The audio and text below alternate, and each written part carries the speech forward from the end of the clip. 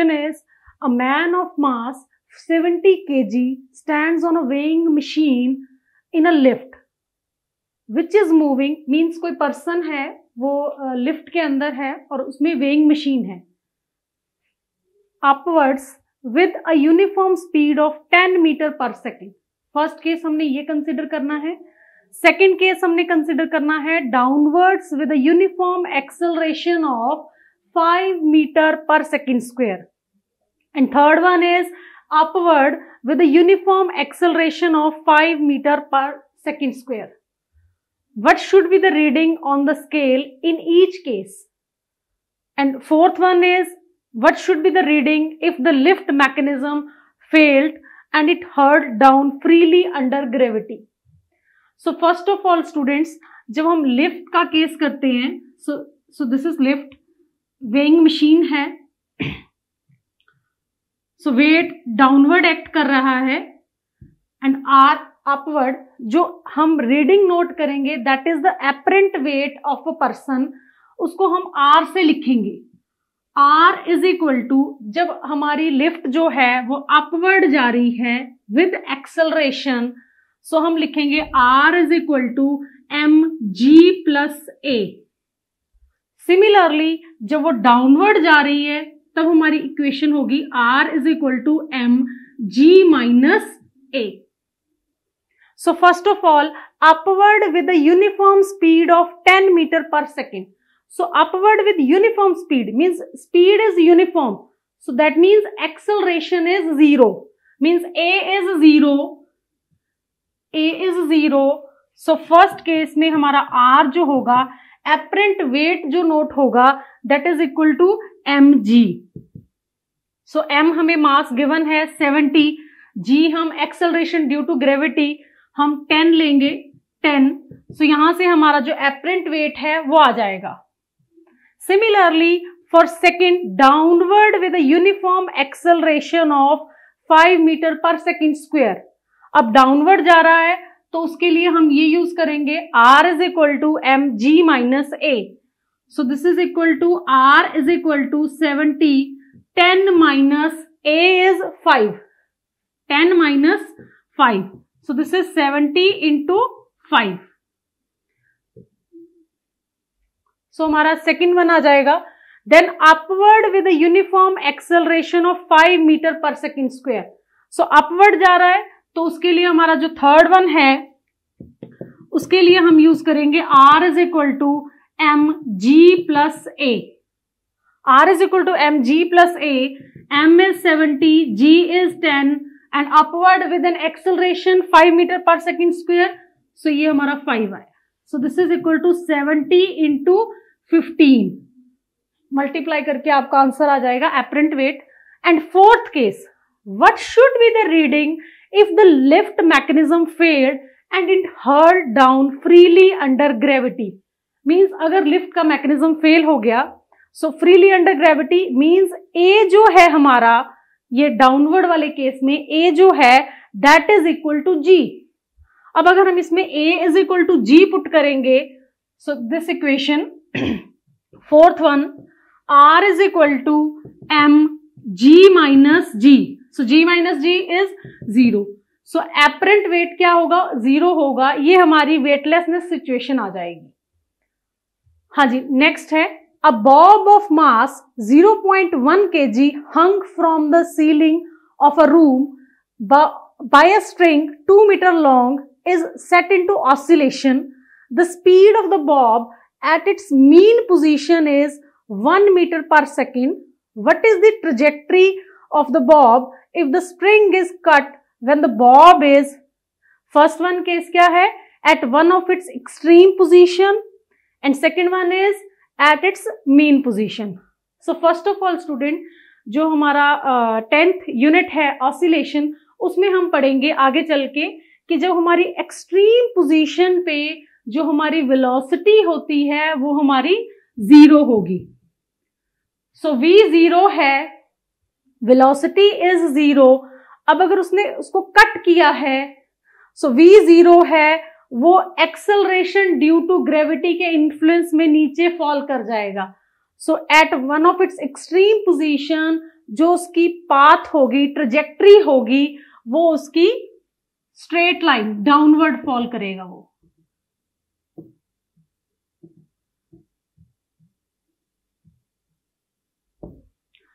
At its mean position, अब अगर उसको मीन पोजीशन पे हमारा v क्या है 1 मीटर पर सेकेंड। सो यहां पे उसकी जो ट्रेजेक्ट्री होगी दैट इज पैराबोलिक ट्रेजेक्ट्री होगी। हाँ जी student, next question is figure shows the position time graph of a particle of mass 4 kg। What is the force on the particle for t less than 0 and for t less than greater than 4 second and t greater than 4 second. And second one is impulse at t is equal to 0 and t is equal to 4 second, and consider one dimensional motion only. So first of all student, हम ये figure देखते हैं। इसमें क्या है कि first of all हमें क्या बोला है कि t less than 0, for t less than 0 force find out करनी है। फॉर t लेस देन 0 जो हमारी डिस्प्लेसमेंट है, ये हमारी जो डिस्प्लेसमेंट है ये हमारी 0 है। डिस्प्लेसमेंट हमारी 0 है तो हमारी जो एक्सेलरेशन है वो भी 0 है। सो जो हमारी फोर्स होगी, force is equal to 0, force must be 0 for t। Second one is, first one is for t less than 0 and second one is 0, t is greater than 0 and less than 4 second. Means t की जो value है in between लाई कर रही है 0 and 4 second के। So second part के लिए जो हमारा है इस पॉइंट पे हमारा ये है जो हमारी टेंजेंट OB जो कर्व है वो रिप्रेजेंट कर रही है ये position OB curve. OB represent कर रही है। OB जो है वो हमें कांस्टेंट स्लोप दे रही है। कांस्टेंट स्लोप है हमारी, तो हमारी जो वेलोसिटी है वो हमारी कांस्टेंट है, वेलोसिटी कांस्टेंट है, हमारी एक्सेलरेशन जो होगी वो हमारी 0 होगी। सो जो फोर्स होगी, force at this region must be 0। So इस रीजन में भी हमारी जो फोर्स होगी वो मस्ट बी 0 होगी। And third case for t greater than 4 seconds. For t greater than 4 second means ये जो हमारा रीजन है BC, जो BC कर्व है, BC curve third case t greater than 4 second, BC curve जो है ये रिप्रेजेंट कर रहा है हमारा पैरेलल टू टाइम एक्सिस है ये हमारा। सो ये क्या रिप्रेजेंट कर रहा है कि हमारा जो पार्टिकल है वो 3 मीटर पे कॉन्स्टेंटली रेस्ट पे है। अगर वो रेस्ट पे है पार्टिकल तो हमारा v 0 होगा और a भी 0 होगा, तो जो फोर्स है पार्टिकल की वो भी हमारी जो है वो 0 होगी। सो थर्ड केस में भी हमारी जो फोर्स होगी, फोर्स मस्ट बी 0। हाँ जी, ए पार्ट कंप्लीट है। Next one is impulse. Impulse हमने फाइंड आउट करना है student at t is equal to 0, means at t is equal to 0 at this point हम इम्पल्स फाइंड आउट करेंगे। Impulse क्या है हमारा? Impulse I is equal to final momentum minus initial momentum. अब हमारा final momentum क्या होगा? mv minus mu। अब mv हमारा जो at t is equal to 0 है, यहां पे हमारा इनिशियली पार्टिकल जो है हमारा वो रेस्ट पे है। अगर हमारा पार्टिकल रेस्ट पे है तो u जो होगा हमारा वो 0 होगा, u is equal to 0 and v is equal to 3/4। v is equal to 3/4। So I की वैल्यू जो हमारी आ जाएगी, I is equal to 3/4 m given है हमें क्वेश्चन में 4 kg, m 3/4 माइनस 0। सो यहां से हमारी इंपल्स की वैल्यू आ जाएगी। Next question is two masses 8 kg and 12 kg are connected at the two ends of light inextensible string that passes over a frictionless pulley. Find the acceleration of the masses and tension in the string when the masses are released. So first of all, ये हमारा जो figure है वो ऐसे बनेगा। हमारा जो मास है हमने कंसिडर किया है कि जो हमारा मास m1 है वो हमारा ग्रेटर है m2। सो इसमें हमारा फॉर्मूला जो आएगा एक्सेलरेशन का हमारा फॉर्मूला आता है m1 minus m2 upon m1 plus m2 into g। हम वैल्यूज पुट करेंगे यहाँ पे। हमें मासेस गिवन है, फर्स्ट m1 पता है, हमें m2 पता है, g हम एक्सेलरेशन ड्यू टू ग्रेविटी लेंगे तो यहां से हमारी a की वैल्यू आ जाएगी। एक 8 kg है और एक 12 kg है हमारा। सो m1 is 12, m2 is 8 kg। सो यहां हम वैल्यू पुट करेंगे। सो ये हमारा आ जाएगा 12 माइनस 8 अपॉन 12 प्लस 8 इंटू 10। सो यहां से हमारे a की वैल्यू आ जाएगी। सेम वे से हम टेंशन है, tension T is equal to 2m1 m2 g upon m1 plus m2, 2m1 m2 g upon m1 plus m2। Similarly हम यहाँ वैल्यूज लिखेंगे। m1 पता है हमें 12 है, m2 इज 8, वैल्यूज पुट करेंगे, g हमें पता है, हमारी t की वैल्यू आ जाएगी। हाँ जी student, next is a nucleus is at rest in the laboratory frame of reference. Show that if it disintegrates into a smaller nuclei, the products must be emitted in opposite directions. So first of all, कोई nucleus है वो rest पे है, nucleus is at rest. After disintegration ये rest पे है। After disintegration two parts में, this is m1 और ये m2। इसकी वेलोसिटी अगर v है और इसकी दिस इज v1 और ये v2 है, v1 and v2। According to principle of conservation of linear momentum, initial momentum is equal to final momentum. So initial momentum particle क्या है, न्यूक्लियस हमारा रेस्ट पे है तो इनिशियल मोमेंटम जो होगा हमारा Pi is equal to 0 and final momentum जो है Pf is equal to m1 v1 plus m2 v2, m1 v1 plus m2 v2। So according to principle of conservation of linear momentum, Pi is equal to Pf. So m1 v1 plus m2 v2 is equal to 0. So m1 v1 plus m2 v2 is equal to 0. So इसको हम इधर लेके जाएंगे। So this is m1 v1 is equal to minus of m2 v2. So हमने find out करना है the products must be emitted in opposite direction. So जो products हैं वो opposite direction में emit होंगे। So यहां से हम एक v की वैल्यू निकाल लेंगे। So this is m1 v1 upon m2 minus is equal to v2। So जो नेगेटिव साइन है दिस इंप्लाइज कि products are in the opposite direction. हाँ जी, next question is 2 billiard balls each of mass 0.05 kg moving in opposite direction with speed 6 metre per second collide and rebound with the same speed. What is the impulse imparted to each ball due to the other? So impulse find out करना है। So हमें given क्या है, given हमें mass given है 0.05 kg। both balls दोनों का mass जो है वो 0.05 kg ही है। means m1 is equal to m2 is equal to हम m लिख सकते हैं। इसको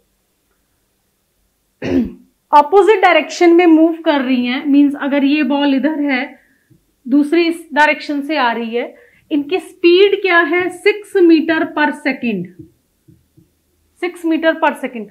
अब कोलाइड हुई and then rebound with the same speed, speed same रहेगी। What is the impulse? So means जो हमारा u है that is equal to 6 metre per second. अब v क्या हो गया हमारा, that is equal to -6 metre per second. So I is equal to PF minus PI।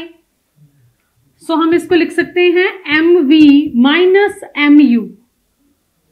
So हम लिखेंगे M, हमारा यहां पे V is -6, M is 0.05। So हम वैल्यू पुट करेंगे, so this is equal to 0.05 minus 12। यहां से हमारा इंपल्स का वैल्यू आ जाएगी। हाँ जी, next question is a batsman deflects a ball by an angle of 45 degree without changing its initial speed, which is equal to 54 km per hour. What is the impulse imparted to the ball? Mass of the ball is 0.15 kg. So first of all क्या हो रहा है, यहाँ पे कोई bat है। So initially ball strike हुई है, इनिशियली जब बॉल स्ट्राइक हुई है उसके बाद वापस गई है विद सेम स्पीड। ये हम नॉर्मल ड्रॉ किया हमने यहां से। अगर ये एंगल 45 डिग्री का एंगल बन रहा है, सो दैट मीन्स ये जो एंगल होगा दिस इज 22.5 और ये भी हमारा 22.5 होगा। ये एंगल थीटा है। सो इनिशियली बॉल ऐसे आ रही है, उसको हमने 2 कंपोनेंट में रिजॉल्व किया है। एक u cos थीटा, अगर हम इसको o लिखते हैं, ये n है हमारा, ये l है। u को हमने 2 कंपोनेंट में रिजॉल्व किया है, u cos theta, u cos theta ये डायरेक्शन होगी उसकी, and u sin theta, and ये हो गया हमारा इनिशियल स्पीड का। जो हमारी फाइनल स्पीड होगी उसका मैग्नीट्यूड जो है वो u ही होगा। फाइनल स्पीड को हमने 2 कंपोनेंट में रिजॉल्व किया है, वो हमारा एक होगा u cos थीटा और ये u sin थीटा। यहां से पता लग रहा है कि जो हमारा हॉरिजॉन्टल कंपोनेंट है वो सेम है, वर्टिकल कंपोनेंट जो है वो हमारा उसमें डायरेक्शन चेंज हो रही है। सो जो इम्पल्स होगी हमारी, impulse I is equal to वो हमारी होगी mu cos theta minus of mu cos theta. So this is equal to 2mu cos theta. Theta हमें पता है, u हमें पता है, that is 54 kilometre per hour. हम इसको कन्वर्ट कर लेंगे मीटर पर सेकंड में, मींस u को जब कन्वर्ट करेंगे 54 किलोमीटर पर आवर है, हम मल्टीप्लाई करेंगे 5/18 से। सो हम इसको मल्टीप्लाई कर लेंगे, m हमें नोन है दैट इज 0.15 kg। हमारा यहां से इजीली I की वैल्यू जो आ जाएगी इम्पल्स। हाँ जी, next question is a stream of water flowing horizontally with a speed of 15 meter per second pushes out of a tube of cross-sectional area 10 raised to power minus 2 meter square and hits at a vertical wall nearby. What is the force exerted on the wall by the impact of water, assuming that it does not rebound? So first of all हमें speed given है, means 15 metre per second speed is given. Area of cross section given है हमें 10 raised to power minus 2 metre square. So volume हम find out करेंगे, volume of water striking per second. Volume जो होगा that is, volume क्या है हमारा, volume is equal to L3। हम इसको लिख सकते हैं एरिया इंटू लेंथ। अब हम बात कर रहे हैं volume of water striking per second, so means पर सेकेंड, वॉल्यूम बाय पर सेकेंड। सो यहां से हमारा आ जाएगा A into L by T. So this is V, A into V। A पता है हमें 10⁻⁻² है हमारा मीटर स्क्वायर, V हमें पता है 15 मीटर पर सेकेंड है हमारा। सो यहां से हमारा वॉल्यूम आ जाएगा। हम यहां से मास फाइंड आउट कर सकते हैं क्योंकि हमें डेंसिटी ऑफ वाटर पता है, density of water is 10⁻³ kg per metre cube. So यहां से हम मास फाइंड आउट करेंगे, density is equal to mass upon volume. So mass is equal to density into volume.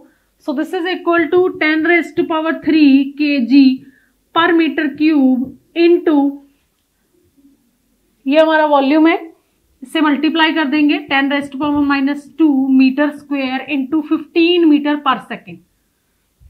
सो यहां से हमारा मास आ जाएगा। तो हमने फाइंड आउट क्या करना है, what is the force exerted on the wall. अब फोर्स फाइंड आउट करेंगे। फोर्स जो है हमारी that is equal to momentum upon time.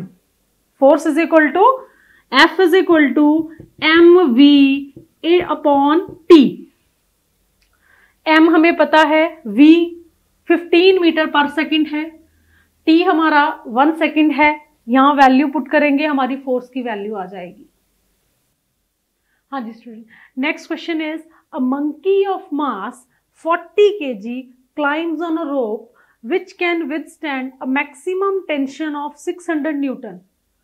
In which of the following cases will the rope break? The monkey, first case is the monkey climbs up with an acceleration of 6 meter per second square. Means हमें find out करना है कि किस case में जो monkey है वो रोप पे क्लाइंब है, किस केस में जो हमारी रोप है वो ब्रेक कर जाएगी। सो इसका मतलब ये है कि जो हमारी टेंशन है, जो रोप की जो टेंशन है वो विदस्टैंड करेगी, दैट इज 600 न्यूटन। मीन्स हमारी जो आर की वैल्यू अगर 600 न्यूटन से ज्यादा आएगी, उस केस में हमारी जो रोप है वो ब्रेक कर जाएगी। So first of all is climb with an acceleration of 6 metre per second square. Means R is equal to M G plus A. G M mass given है, mass is 40 kg, means 40, G is 10 plus 6। So ये हमारा आ गया 40 into 16, means हमारा आ गया 640 Newton. Means इस case में हमारा जो रिएक्शन है, मीन्स आर जो है दैट इज 640, इस केस में जो हमारी रोप है वो ब्रेक कर जाएगी क्योंकि वो उससे ज्यादा हो गया 600 newton. Next is climbs down. अब जो मंकी है वो नीचे जा रहा है, climbs down with an acceleration of 4 metre per second square, और वो नीचे जा रहा है। सो हम कैसे नोट करेंगे, R is equal to M G minus A. R is equal to M G minus A, this is equal to 40, G is 10 minus 4। So 10 minus 4 6, means 240 newton. So ये हमारी वैल्यू जो है वो 600 से कम है, तो इस केस में हमारी जो रोप है वो ब्रेक नहीं करेगी। Next is climbs up with a uniform speed of 5 metre per second. अब यूनिफॉर्म स्पीड से ऊपर जा रहा है, अब यूनिफॉर्म स्पीड से जा रहा है तो इसका मतलब क्या है, हमारी जो स्पीड है वो कांस्टेंट है, तो दैट मीन्स एक्सेलरेशन जो होगी हमारी वो 0 होगी। इसका मतलब A 0 हो जाएगा हमारा। So R is equal to M G, 40 into 10। So ये हमारा आ गया 400। सो इस केस में भी हमारी जो रोप है वो ब्रेक नहीं करेगी। Next is falls down the rope nearly freely under gravity. Means free fall वाली सिचुएशन आ गई, मीन्स जो हमारी A है that is equal to acceleration due to gravity, means A is equal to G। अब वो नीचे आ रहा है, that means R is equal to M G minus G। So G minus 0, so R is equal to 0। इस case में भी हमारी जो रोप है वो ब्रेक नहीं करेगी। हाँ जी, next question is 10 1 rupee coins are put on top of one another, means 10 coins हैं, वो एक दूसरे के ऊपर रखे हैं हमने। Each coin has a mass m, अब हर एक कॉइन का जो मास है वो m है हमारा। Give the magnitude and direction of the first one, the force on the 7th coin. अब वो जो कॉइन्स हैं वो हमारे ऐसे पड़े हैं। अब जो 7th कॉइन है उसके ऊपर जो फोर्स होगी वो जो ऊपर उसके ऊपर ऑलरेडी कॉइन हैं 3 उनके कारण होगी। अब हर एक कॉइन का जो मास है वो हमारा m है। सो जो ऊपर कॉइन्स पड़े हैं, so force F is equal to 3m kgf। F is equal to 3m kgf. Second one is the force on the 7th coin by the 8th। अब वो जो 7th coin है, मीन्स हमारे कॉइन्स ऐसे पड़े हैं, ठीक है, 1 2 5 6 7, ठीक है, 7th coin है, इस फोर्स हमने बतानी है ड्यू टू 8th के कारण। बट जो 8th है उसके ऊपर ऑलरेडी 2 कॉइन्स हैं, सो जो हमारी फोर्स होगी that is F is equal to 2m plus m kgf। Next is the reaction of the 6th coin on the 7th। अब रिएक्शन बतानी है, R is equal to minus F, so R is equal to minus F। अब 6th coin on the 7th, अब 6th coin है इसके ऊपर already हमारे 4 coins हैं, so this is equal to minus 4m kgf। Thank you.